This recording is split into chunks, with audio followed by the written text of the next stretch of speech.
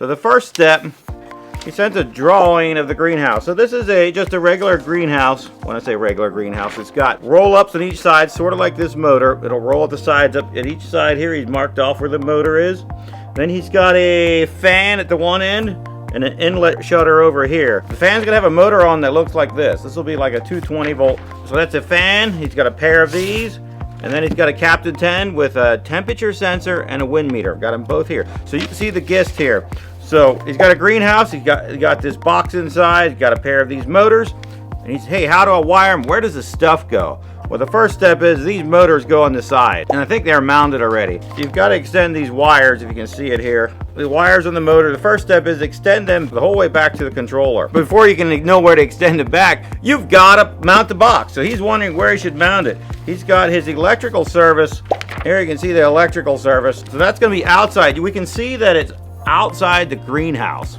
So he's got the electrical panel outside. Can you mount this outside? Do you need protection? It helps. It really helps to give it protection. This is going to fade from the sunlight, and if there's nothing over it, if you leave the lid open, it's going to get water in faster. So we always recommend, if it's outside, build a roof out to at least here and hang some sides on so the sunlight doesn't get it.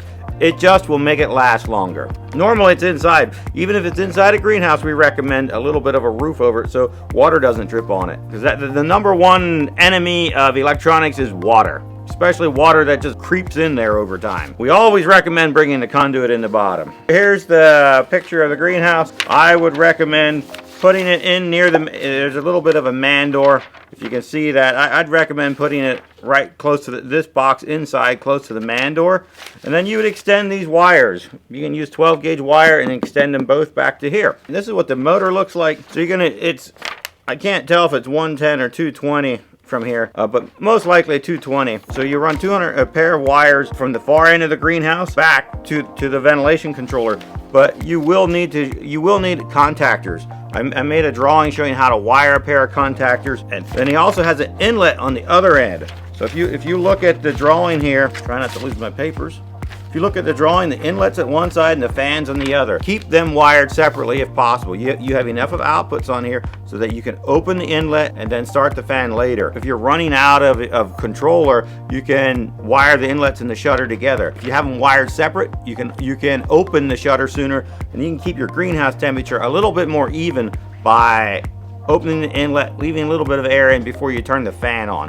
One of the ways to graduate the air temperature better. Tyler did not list any heaters. Almost always there is heaters in greenhouses, and he can wire them in here as well. On his diagram, no heaters were on here, but there'd be space for him for at least a high and a low on a heater, or 2 heaters, so you can turn it on. If it's not warm enough, turn the second one on. That keep your temperature more even by having a high and a low. So that sums up Tyler's installation. You got these motors on the side, you've got the controller and the fan and the inlet, and that'll keep the combination of these, once they're wired up, will keep the temperature pretty even. He's also got a wind sensor. Not forget about the sensors. He got a temperature and a wind. So what he can do is when it gets really windy, he can shut the sides so it doesn't blow the plants off. It's even more critical if he had a ridge vent in the top. Then the wind sensor is a lot more critical, because those top ones can really catch the wind. Hey, thank you for watching. If this video was useful, hit us a thumbs up or let us know somehow, and we'll make more of them for you.